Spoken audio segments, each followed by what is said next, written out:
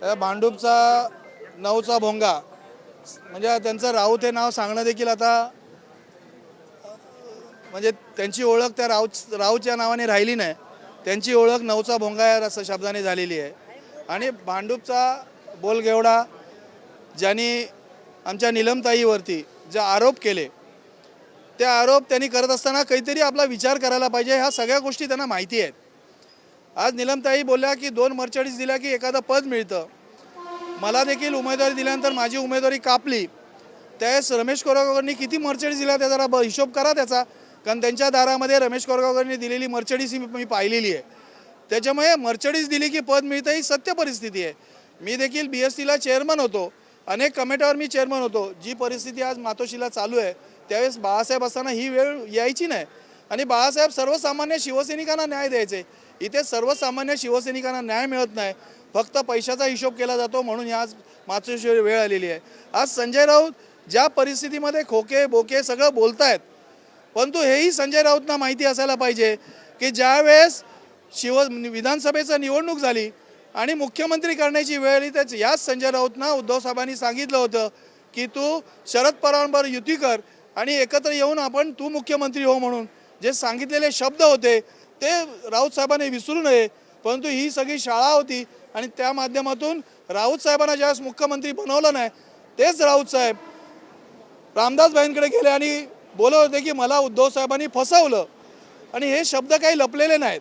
म्हणून हे सगळं करताना राऊत साहेबांनी हा विचार करायला पाहिजे आपण ज्या मातोश्रीची पूजा करता ती मातोश्री किती एकनिष्ठ आहे आणि ती शिवसैनिकांसाठी किती एकनिष्ठ आहे. शिवसैनिकांना किती मोठं केलं त्यांनी. आज मी तुम्हाला मुद्दामून सांगतो की आम्ही देखील तळागाळाचे शिवसैनिक आहोत.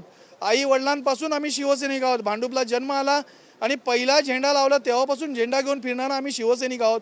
अनेक शिवसैनिक सुरुवातीपासूनचे इथे आहेत आणि या शिवसैनिकांनी आपल्या रक्ताचं पाणी केलं आणि शिवसेना मोठी केली. आज हे विभाजन झालं.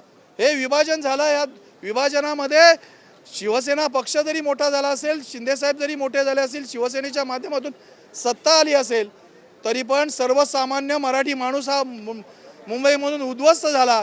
कारण या गटतटामध्ये मराठी माणसाचं नुकसान झालं. यांचं काय मातोश्रीचं मोठं नुकसान झालं मराठी माणसांचं नुकसान झालं आणि मराठी माणूस या मुंबईमधनं उद्ध्वस्त झालेला आहे. आपण एक आरोप जो नीलम गोरेंनी जो आरोप केलेला की मर्सिडीजच्या बदल्यात पद मिळतं तुम्ही एक घटस्फोट करताय की इथले जे माजी आमदार होते रमेश कोरगावकर त्यांनी देखील मर्सिडीज दिली. नाही रमेश कोरगावकर मला AB फॉर्म दिला होता. AB फॉर्म दिला असताना माझ्या प्रचाराच्या गाडीचं उद्घाटन केलं. परंतु रमेश कोरगावकर यांनी 25 करोड रुपये दिले. विनायक राऊत त्यामध्ये नेणारा मध्ये जो दलाल होता या विनायक राऊतनी ही प्रक्रिया करून घेतली आणि मग त्यावेळेस मला शेवटच्या दिवशी AB फॉर्म देण्याचं सांगितलं असताना देखील तो AB फॉर्म माझा काढून घेतला. मी काय बंडखोरी केली नाही. मी विरोधात गेलो नाही. परंतु जो अपमान माझा सतत आणि सातत्याने करत राहिले त्यामुळे मला शेवटी पर्याय राहिला नाही आणि खरी शिवसेना ही शिंदेसाहेबांची दिसायला लागली म्हणून मी शिंदेसाहेबांच्या सोबत शिवसेनेचं काम करायला लागलो.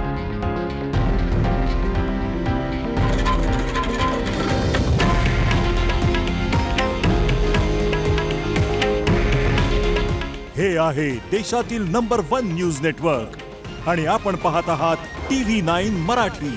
काळजी तुमची, हित महाराष्ट्राचं.